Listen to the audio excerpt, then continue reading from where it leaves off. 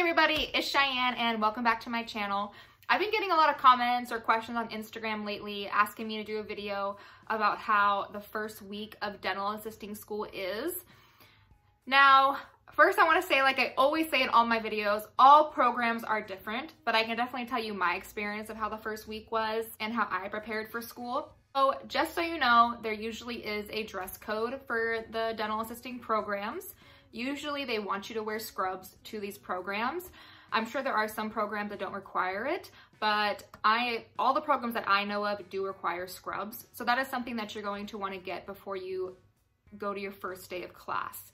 And the cheapest way to get scrubs is just go to Walmart and get scrubs there. They sell very cheap scrubs. That's where I got my scrubs when I first started school, just because I was in school, I didn't have a ton of money and I didn't really know where to go for scrubs. So I just went to Walmart, it's very cheap, and I bought a couple sets to wear to my classes.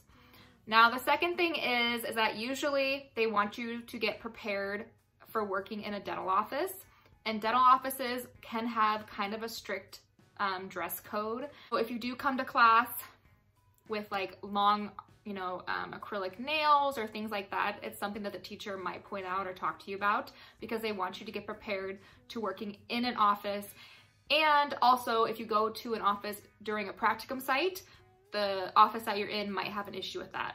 So that is something that you want to look at too when going to school and maybe even going into this career. If you're somebody that likes really long acrylic nails, it might not be a job for you just because most offices require shorter nails, no polish, things like that. So yes, you're gonna want to get a pair of scrubs to wear, and you're gonna wanna look at, the things that you're doing too, like the no acrylic nails. You're gonna wanna get used to that because when you go into an office, most offices don't like that. Now for hair and things like that, you really can wear your hair any way you would like in school. You're not really in an office, so that's all up to you. But when you do go into an office, if you have long hair, they're going to want you to tie it back. Basically nothing dangling in front of your face.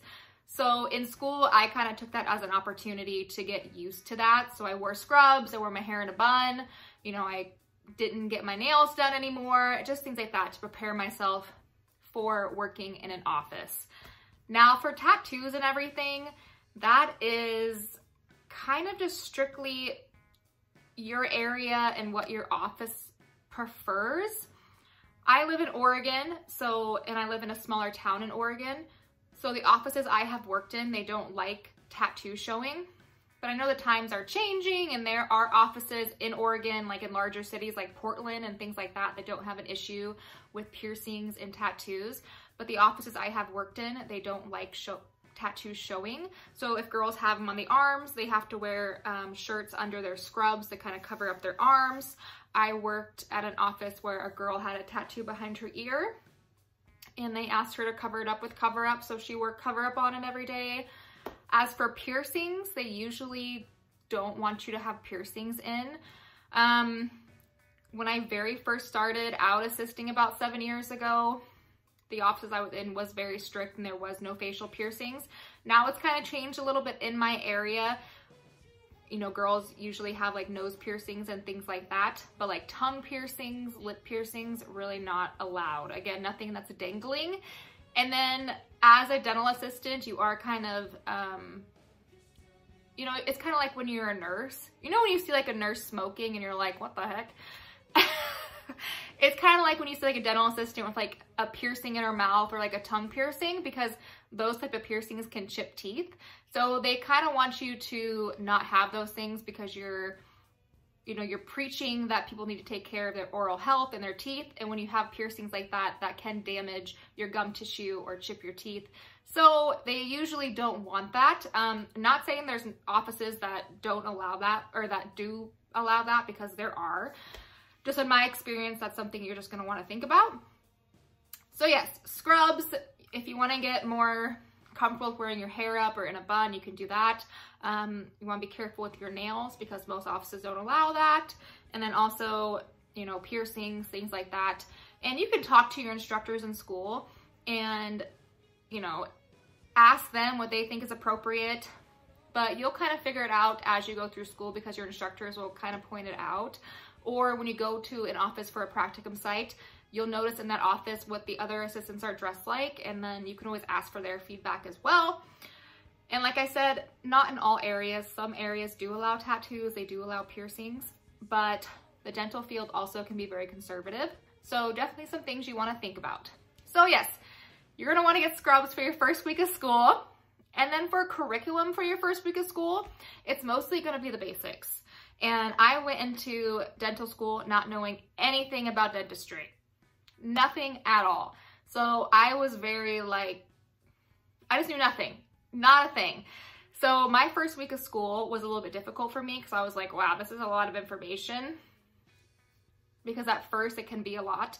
But basically you're going to go through the tooth numbers. You're going to do like adult teeth and children teeth, so adult and primary teeth. And then you're going to go through like teeth surfaces. They'll probably go over the curriculum, like what each quarter is going to be like, or what you're going to be learning, what your classes are going to be like. They'll probably talk to you about the certifications in your state, what you're going to leave the program with, what you're going to have to do on your own or get on your own. And usually the first thing they teach in dental school is tooth numbers, tooth surfaces, and then they usually go over infection control because infection control is very important. And then you also usually have to get vaccinations. So I don't know if I ever talked about this on my channel, but as a dental assistant, you do have lots of vaccinations because you do work with blood and saliva. So you have to get like your hepatitis B shot, you have to get a tetanus shot. What else have I gotten? Tuberculosis, so TB.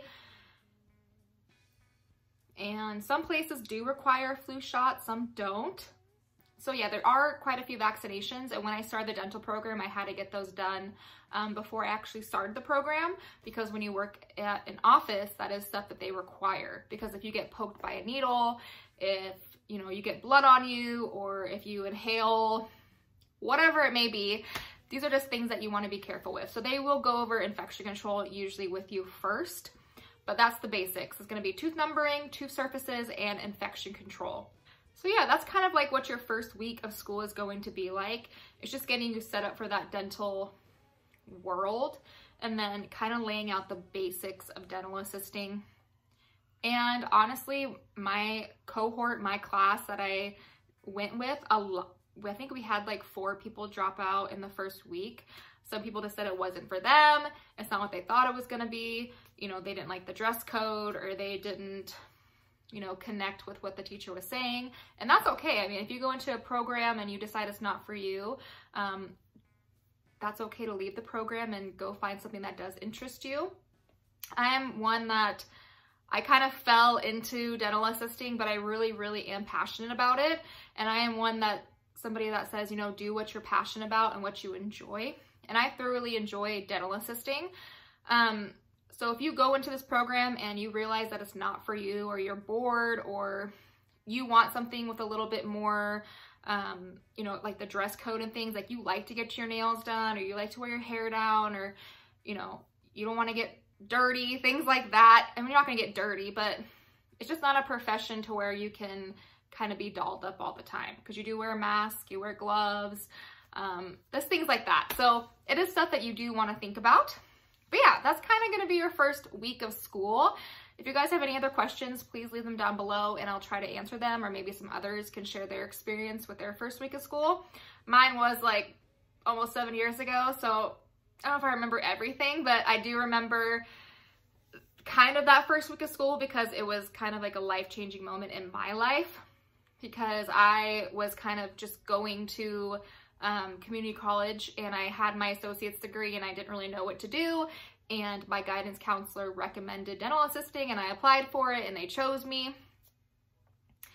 And they actually didn't choose me because I had to write this whole letter of why I was interested in dental assisting, and they didn't choose me based off that. I remember them calling me and saying they chose me because I had so many credits and I already had my associate's degree, because I really knew nothing about dental assisting.